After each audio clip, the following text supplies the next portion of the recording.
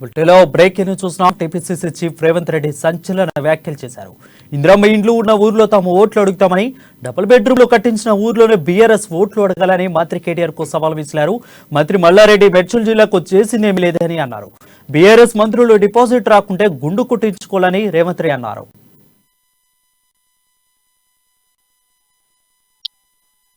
ఈ తెలంగాణ రాష్ట్రంలో ఏడేడ ఇందిరమ్మ ఇల్లు ఉన్నాయో ఆ ఊర్లలో మేము నిటారుగా నిలబడి కాంగ్రెస్ పార్టీకి ఓటేయండి, మళ్ళీ పేదోళ్లకు 5 లక్షల రూపాయలు ఉచితంగా ఇస్తాం, ఇందిరమ్మ ఇల్లు కట్టిస్తామని మేము అవినయంగా ప్రజలకు విజ్ఞప్తి చేస్తాం. నిన్ననే కొల్లూరులో డబ్బెట్లు ఇల్లు కట్టించినామని అయ్యనో డబ్బా కొట్టుకున్నాడు, కొడుకేమో సెల్ఫీ దిగుతున్నాడు.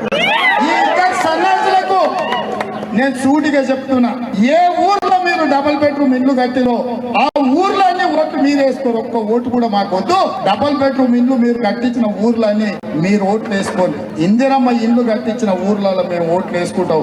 ఒకవేళ మీకు డిపాజిట్ తక్కుతే టిఆర్ఎస్ వాళ్ళకి ఏ నియోజకవర్గంలో అయినా ఈ సవాళ్లు స్వీకరించినాక డిపాజిట్ దక్కుతే నేను సవాలు విసురుతున్నా, మీకు డిపాజిట్ వస్తే మా హరివర్ధన్ కు మా జంగాన ఇద్దరు గుడి చేయించుకొని మేడ్చల్లో